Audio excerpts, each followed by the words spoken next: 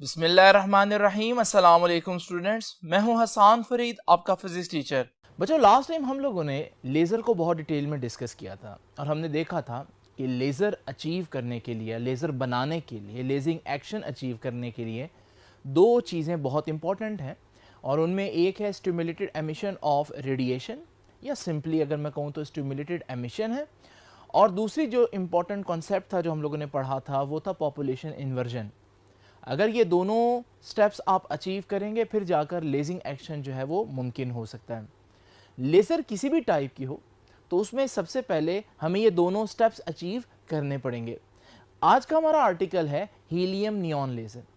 अगर आप लोग लास्ट आर्टिकल को पढ़कर आए हैं तो फिर ये आर्टिकल बिल्कुल आसान आर्टिकल है और आप लोगों ने याद रखना है कि हीलियम नियॉन लेज़र में सबसे पहले आप लोगों ने ये बात लिखनी है कि ये सबसे कॉमन टाइप ऑफ लेज़र है, यानी लेबॉर्ट्रीज में यूजुअली जो लेज़र इस्तेमाल की जाती है वो हीलियम नियॉन लेज़र ही है। ठीक है, तो ये पहली लाइन मैंने लिखी है कि helium neon laser is most common type of lasers used in laboratories.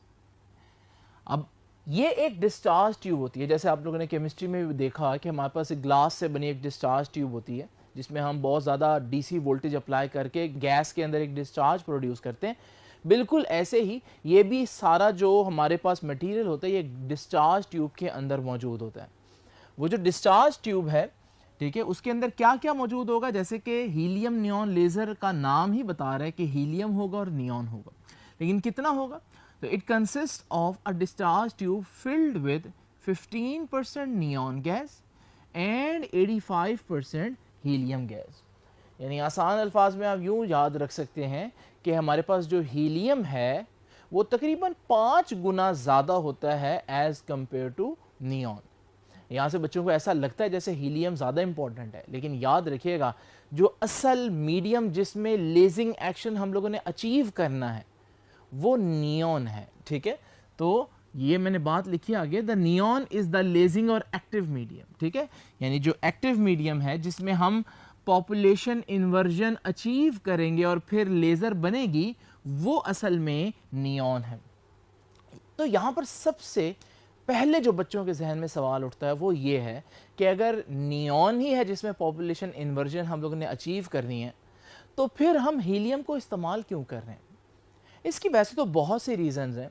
एक आसान बात अपने दिमाग में बिठा लें आप, और वो ये है कि अगर हम नियॉन को ही अकेला इस्तेमाल करें तो भी उसमें पॉपुलेशन इन्वर्जन अचीव की जा सकती है, लेकिन उसकी एफिशिएंसी बहुत कम है। इस वजह से हम बजाय नियॉन को डायरेक्ट एक्साइट करने के हम हीलियम को एक्साइट करते हैं। हीलियम क्योंकि हल्का एटम है, ठीक है, नियॉन थोड़ा सा कॉम्प्लेक्स है, तो हीलियम जो है वो इजीली एक्साइट हो जाता है जिससे हमारे पास जो लेजिंग एक्शन है इसकी एफिशिएंसी बढ़ जाती है।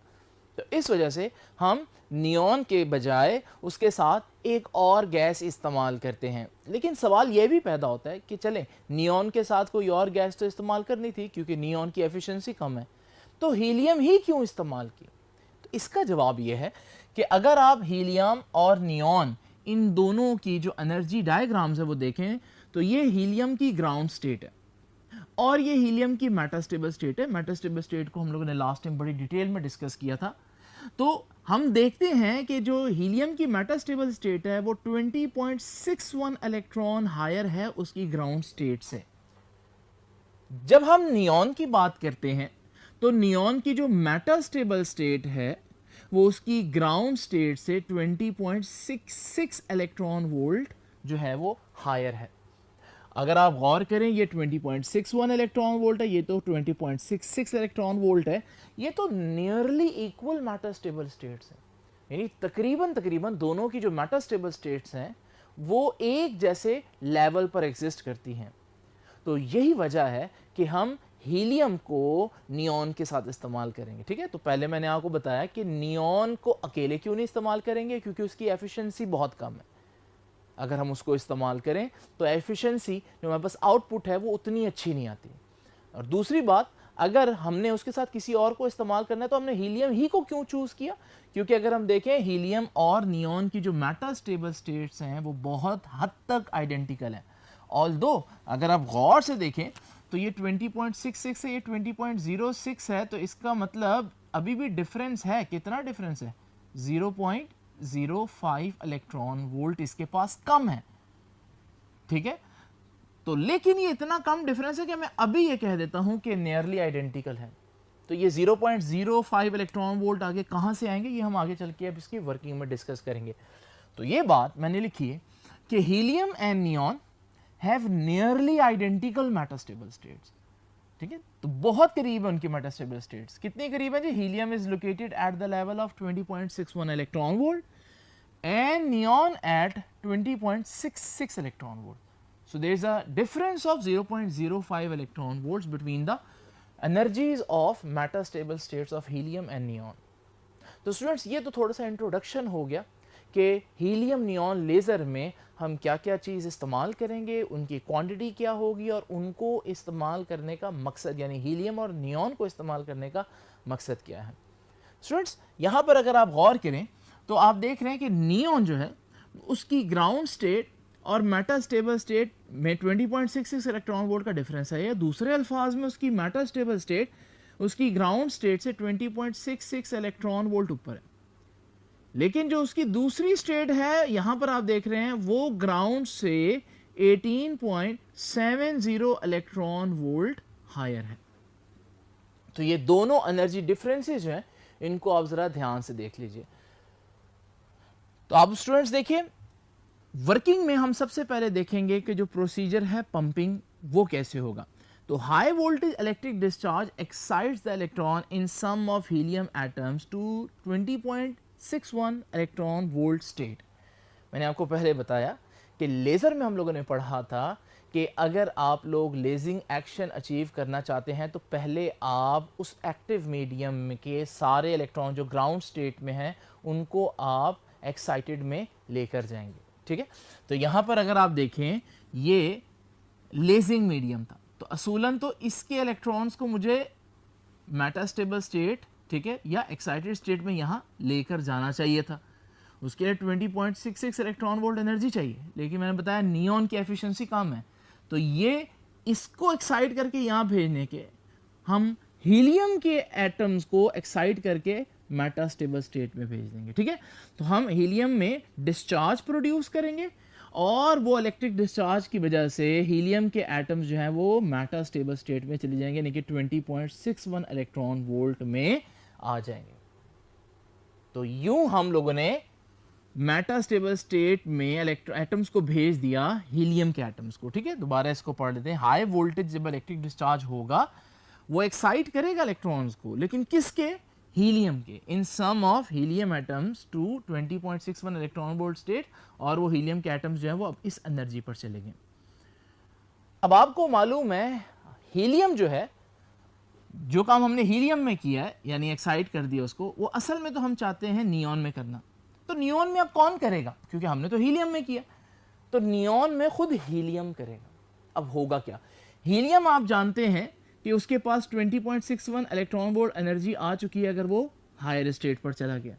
जब ये हीलियम का एटम टकराएगा नियॉन से, तो नियॉन को जाकर जब ये टकराएगा तो उसकी ये जो एनर्जी है 20.61 इलेक्ट्रॉन वोल्ट वो नियॉन को ट्रांसफर कर देगा।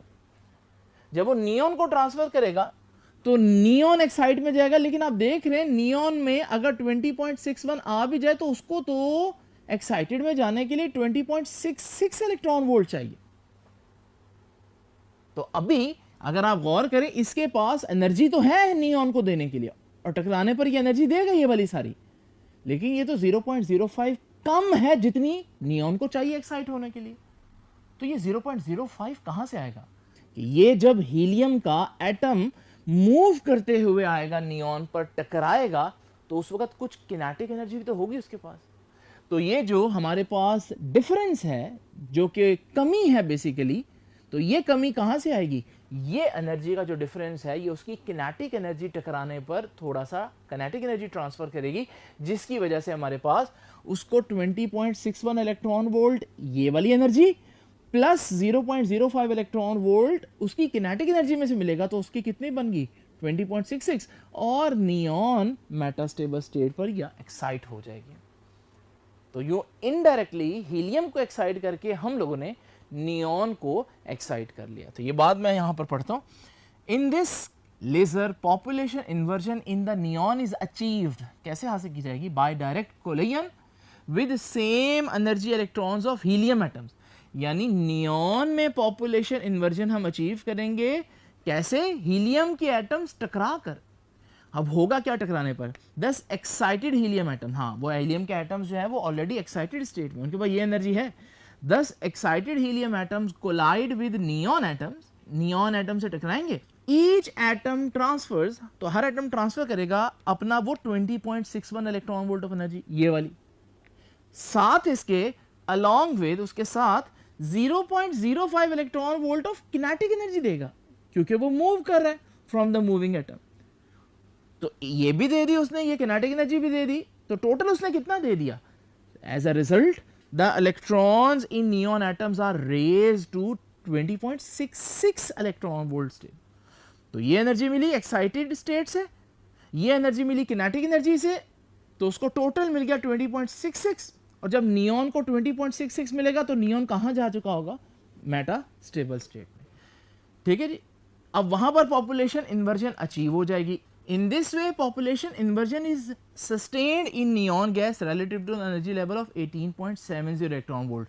तो 18.70 इलेक्ट्रॉन वोल्ट वाला ये हमारे पास आप देख रहे हैं एनर्जी लेवल है। तो इसके मुकाबले में यहां पर हमारे पास पॉपुलेशन इन्वर्जन अचीव हो गया। अब पॉपुलेशन इन्वर्जन जब अचीव हो गई तो उसके बाद आपको मालूम है कि हम लोगों ने खुद इस पर फोटॉन्स बम्बार्ड करने होते। जब फोटॉन्स बम्बार्ड होंगे तो ये एटम्स डी एक्साइट होकर इस स्टेट पर आकर फॉल करना शुरू कर देंगे, जिसके नतीजे में वो ये फोटॉन रिलीज करेंगे।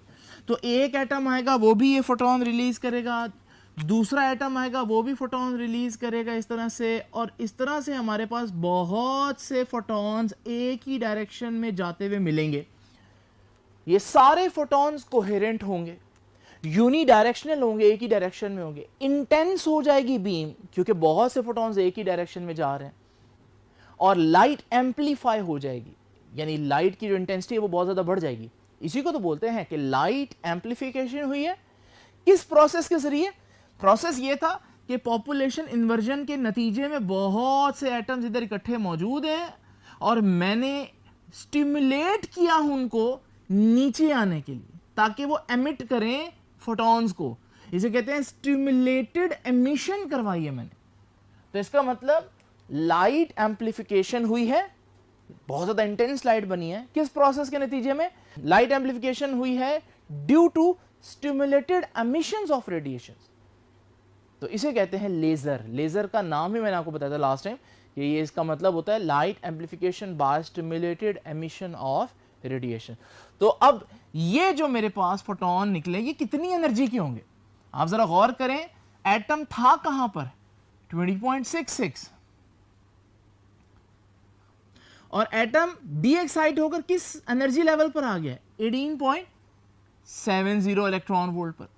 तो जब वो यहां से यहां फॉल करेगा तो ये जो एनर्जी रिलीज होगी ये इतने डिफरेंस की एनर्जी रिलीज होगी। जब आप ये डिफरेंस निकालेंगे तो ये आ जाएगा 1.96 इलेक्ट्रॉन वोल्ट। यानी कि ये जो फोटॉन्स एमिट होंगे ये फोटॉन्स 1.96 इलेक्ट्रॉन वोल्ट के होंगे। आप अगर देखें तो ये एनर्जी है, आप इसकी वेवलेंथ भी निकाल सकते हैं, और इसकी जो वेवलेंथ है वो है 632.8 नैनोमीटर्स। तो ये इसकी वेवलेंथ भी आप फाइंड आउट कर सकते हैं। जब हमने देखा तो ये वेवलेंथ जो है ये एक्चुअली में रेड लाइट की वेवलेंथ होती है, यानी ये जो फोटॉन्स निकलेंगे ये रेड लाइट के फोटॉन्स होंगे। तो यूं हीलियम नियॉन लेजर का ये सारा प्रोसेस कंप्लीट होता है, जिसके नतीजे में हमारे पास रेड लाइट के फोटॉन्स आते हैं जिनकी एनर्जी 1.96 इलेक्ट्रॉन वोल्ट होती है, क्योंकि वो यहां से डी एक्साइट हुए हैं और यहां पर पहुंचे हैं। तो ये डिफरेंस ऑफ एनर्जी वो एमिट कर देंगे, तो इतनी एनर्जी एमिट हुई। जब इसकी वेवलेंथ हम फाइंड आउट करते हैं तो ये वेवलेंथ होती है और ये रेड पार्ट ऑफ स्पेक्ट्रम में फॉल कर रही होती है। इसको पढ़ता हूं जी।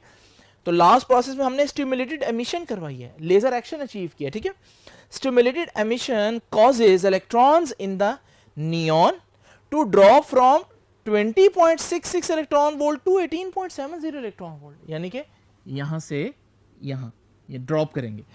And red laser light of the wavelength this 632.8 ये वेवलेंथ नैनोमीटर्स में रिलीज होगी, जिसकी एनर्जी क्या बनती है 1.96 इलेक्ट्रॉन वोल्ट इज प्रोड्यूस। तो हमारे पास एक रेड लेजर लाइट बनेगी। तो स्टूडेंट्स ये हमारे पास हीलियम नियॉन लेजर थी। असल में अगर आप देखें तो हीलियम नियॉन लेजर के अंदर कॉन्सेप्ट वही है सारा का सारा जो हम लोगों ने लास्ट लेक्चर में बहुत डिटेल में पढ़ा था, और जिसमें हम लोगों ने population inversion, stimulated emission of radiation, वो सारी चीज़ पढ़ी। यहाँ पर भी वही हो रहा है।